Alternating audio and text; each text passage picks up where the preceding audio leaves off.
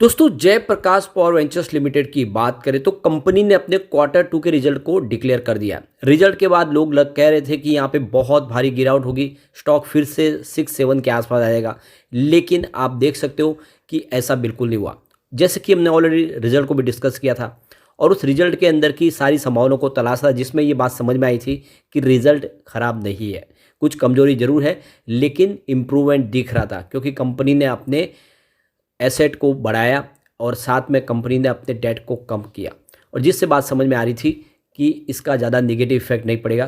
कुल थोड़ा सा जो असर होना था वो कल मुहूर्त ट्रेडिंग में हो गया, लेकिन आज पॉजिटिव ट्रेडिंग शुरू हो चुकी है, काफ़ी अच्छी खरीदारी हो रही है और इस लेवल पे लोग इसको खरीदना पसंद कर रहे हैं।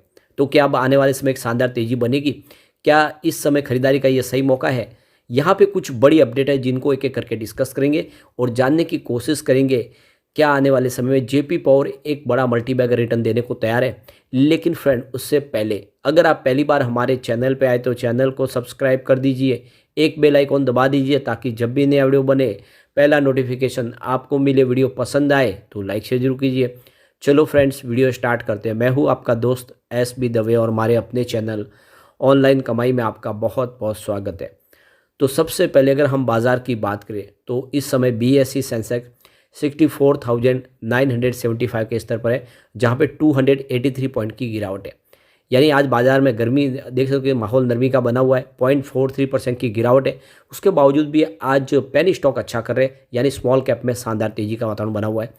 अब जेपी पावर की बात करें, स्टॉक की शुरुआत 13.90 पर हुई। निगेटिव शुरुआत हुई क्योंकि कल की क्लोजिंग 13.95 के आसपास थी, लेकिन इंट्राडे में 14.40 का हाई भी बना, यानी निचले लेवल से काफ़ी अच्छी तेजी बनी। लो है वो 13.50 का है। तो आज आप देख सकते कुछ गिरावट देखने को मिली, लेकिन निचले लेवल से जिस तरह से खरीदारी शुरू हुई, स्टॉक ने फिर से अच्छी खासी तेजी बताई है। इस समय स्टॉक 14.20 के आसपास, जहाँ पे 1.79% की तेजी बनी हुई है, जो काफ़ी अच्छी है इस रिजल्ट के बाद भी। अब यहाँ पे इस स्टॉक ने वैसे भी लोगों को मल्टी बैग रिटर्न दिया है। 50 पैसे के आसपास स्टॉक था 27 मार्च 2020 को, यानी कोरोना में ये स्टॉक 50 पैसे के आसपास आता है। यानी अगर किसी ने इस स्टॉक के अंदर 1 लाख रुपीज़ का इन्वेस्टमेंट किया होगा तो उसका इन्वेस्टमेंट इस समय 28 लाख हो चुका है। बहुत ही ज़बरदस्त और मल्टी बैगर रिटर्न दिया इस स्टॉक ने, मालामाल कर दिया है। अब यहाँ पे पिछले 6 महीनों में ही जिसने इन्वेस्टमेंट किया उसको भी बहुत ही ज़बरदस्त रिटर्न मिला है। करीब 151% का बम्पर रिटर्न दिया स्टॉक ने। 5.65 के आसपास स्टॉक था, वो इस समय 14 के आसपास है। तो लगातार बहुत ही शानदार रिटर्न पिछले 5 दिन में ही देखे तो रिजल्ट के बाद भी यहाँ पे जो माहौल है वो पॉजिटिव है और 3% की तेज़ी देखने को मिल रही है। तो कुल मिला के इसका रिटर्न बेहतर है। और वॉल्यूम के मामले में पूरे बाजार में आज नंबर 3 पे है जेपी पावर, नंबर 1 पे यस बैंक है। और आपको पता होगा कि लगातार ये स्टॉक हमारे राडार पे है, जिसमें yes bank, Reliance power, JP power, Suzlon energy और सभी दौड़ रहे। यस बैंक जो बहुत समय से बिल्कुल नहीं दौड़ा था, काफ़ी समय से लोग उसमें परेशान हो गए थे और मैंने आपको लगातार बोला था कि सारे स्टॉक दौड़ चुके, यस बैंक भी दौड़ेगा। और अब आप देख ही सकते हो यस बैंक में भी ज़बरदस्त तेजी है, पूरा वॉल्यूम टॉपर बना है और काफ़ी शानदार तरीके से दौड़ रहा है। रिलायंस पावर नंबर 2 पे है और वहाँ पे भी 9% की बम्पर तेजी बनी है। अगर आपको रिलायंस पावर के बारे में जानना है तो ऑलरेडी हमने एक वीडियो इसके ऊपर बना दिया है, आप जाके देख सकते हैं। जेपी पावर से पहले रिलायंस पावर का ही वीडियो, संभावना पॉजिटिव क्या बन रही है वहाँ पे, क्या रिलायंस पावर भी एक अच्छा मल्टीबैगर देगा रिटर्न, ये सारी जानकारी आपको वहाँ पे मिल जाएगी। अब जेपी पावर आज काफ़ी अच्छा करा, नंबर 3 पे है वॉल्यूम के मामले में। अब यहाँ पे देख सकते हो कि इस समय जो सबसे अच्छी गुड न्यूज है जेपी पावर के लिए कि इंडिया की जो टोटल इस समय इलेक्ट्रिसिटी की ज़रूरत है वो थर्मल पावर प्लांट से ही पूरी हो रही है। यानी देख सकते हो कि फाइनेंशियल 2023-24 में 76% इलेक्ट्रिसिटी की रिक्वायरमेंट थर्मल पावर प्लांट के माध्यम से पूरी हुई है। यानी देख सकते हो कि अप्रैल से लेकर जून 2023 के दरमियान 4,07,762 मिलियन यूनिट का टोटल इलेक्ट्रिसिटी सप्लाई की गई है थर्मल पावर प्लांट के माध्यम से, जिसमें देख सकते हो कि जरूरत थी वो 4,08,621 मिलियन यूनिट के लिए। तो उसमें 858 मिलियन यूनिट आपको कम होता हुआ दिखाई देगा। तो कुल मिला के देख सकते हो कि इस समय जो इलेक्ट्रिसिटी का कंजम्पशन बढ़ रहा है उसको पूरा करने में जो जरिया है वो सिर्फ थर्मल पावर प्लांट ही है। लेकिन यहाँ पे जो एक सबसे बड़ी चिंताजनक जो रिपोर्ट निकल कर आई है कि जो कोल स्टॉक है वो काफ़ी कम हो गया है, यानी क्रिटिकल लेवल पे पहुँच चुका है 82 थर्मल पावर प्लांट के लिए। वहाँ पे जो एक रिक्वायरमेंट होती है वो पूरी नहीं हो पा रही है। तो टोटल 182 थर्मल पावर प्लांट है, उसमें से 82 में इस समय बहुत ज़्यादा कोल स्टॉक कम हो चुका है। तो यहाँ पे देखिए जो 9 नवंबर की जो लेटेस्ट अपडेट है, 8 नवंबर की सॉरी, उसमें जो टोटल 82 पावर प्लांट है, उसमें 6 जो है वो imported coal based power plant पे चलते हैं और 75 डोमेस्टिक कोल बेस्ड के प्लांट के माध्यम से चल रहे हैं। और वहाँ पे जो इस समय आप देखें तो जो रिक्वायरमेंट है वो काफ़ी कम है। तो टोटल आप देखें तो डोमेस्टिक जो कोल बेस्ड पावर प्लांट उनकी जो इस समय टोटल इंस्टॉल कैपेसिटी 189.3 गीगावाट की है। और देख सकते हो इस समय यहाँ पे 19.48 मिलियन टन्स 8 नवंबर को स्टॉक है कोल का, जबकि यहाँ पे ज़रूरत है 53.25 मिलियन टन्स की। तो देख सकते हो कि काफ़ी ज़्यादा शॉर्टेज हो चुकी है।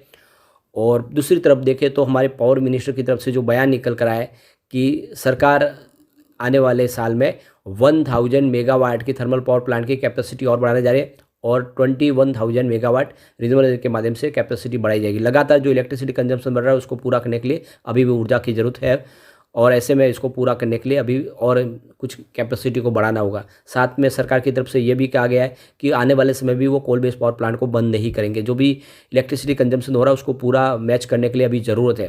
तो भले ही सरकार चाहती है कि रिन्यूएबल एनर्जी के सोर्सेज को बढ़ाया जाए, लेकिन अभी भी वो समय दूर है और ये दूर की कौड़ी, और ऐसे में कोल बेस्ड पावर प्लांट की कैपेसिटी अभी फ़िलहाल बढ़ती हुई दिखाई देगी। तो जेपी पावर की खुद की 2 कोल माइंस है, तो इनके पास तो वो प्रॉब्लम नहीं है कि कोल शॉर्टेज की वजह से इनकी पावर प्लांट बंद हो सकती है। ये आराम से अपनी पावर प्लांट चला सकते हैं। तो कुल मिला के ये बहुत अच्छी गुड न्यूज़ है इस फिलहाल जेपी पावर के लिए और थर्मल पावर प्लांट बेस्ड कंपनियों के लिए। अब इस बार रिजल्ट को देखें तो देख सकते हो कि सितंबर 2022 में इनका रेवेन्यू 1501 करोड़ के आसपास था। इस बार रेवेन्यू घट के 1359 करोड़ के आसपास आया है और जून में ये 1715 करोड़ के आसपास था। तो यहाँ पे रेवेन्यू घटा इस बार, क्वार्टर ऑन क्वार्टर बेसिस पे देख ले या ईयर ऑन बेसिस पे देख ले। लेकिन प्रॉफिट की बात करें तो सितंबर 2022 में 75.42 करोड़ का प्रॉफिट था। इस बार 68.66 करोड़ का प्रॉफिट हुआ है, लेकिन जून में 192 करोड़ का प्रॉफिट था।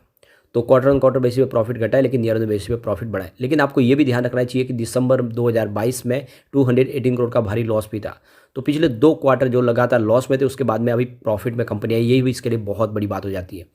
और वैसे भी 2020 में कंपनी को 2205 करोड़ का भारी भरकम लॉस था। इस समय कंपनी पिछले 3 सालों से लगातार प्रॉफिट में है, ये बड़ी बात है। अब चलते कुछ बड़ी डील की तरफ, जिसकी वजह से यहाँ पे पॉजिटिव माहौल बना। तो आप ये देख सकते हो कि सुबह सुबह बाजार खुलते ही 9:22 पर 13.60 की प्राइस से 11,62,000 शेयरों की खरीदारी हुई।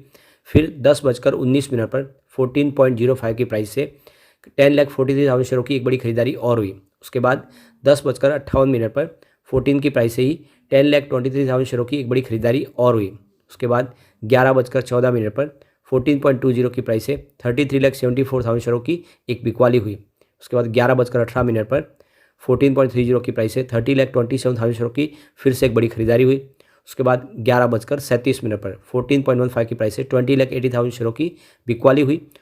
तो आप देख सकते हो कि यहाँ पे जो बड़ी डील के माध्यम से जो बिकवाली 2 है, खरीदारी काफ़ी ज़्यादा है। इसका मतलब यह है कि इस लेवल पे लोग अच्छी खासी खरीदारी कर रहे हैं और स्टॉक आने वाले समय डेफिनेटली कमाल कर सकता है।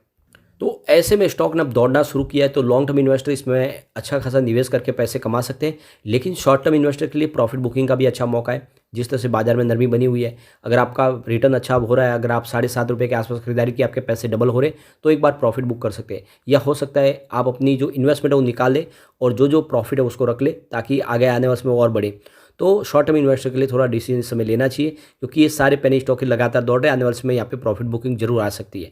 लेकिन जो लॉन्ग टर्म इन्वेस्टर उनको बने रहना है। अभी 2030 तक इस सेक्टर में बहुत सारी तेजी की संभावना बनी हुई है, तो ये सारे मल्टीबैगर बन सकते हैं। लेकिन फ्रेंड, कोई भी इन्वेस्टमेंट करने से पहले अपने फाइनेंशियल एडवाइजर बड़े ले ले या अपना खुद का रिसर्च करें, क्योंकि मैंने वीडियो आपके एजुकेशनल पर्पज़ के लिए ही बनाया। वीडियो पसंद आए तो लाइक से जो कीजिए और चैनल को सब्सक्राइब कर दीजिए। Thank you friend.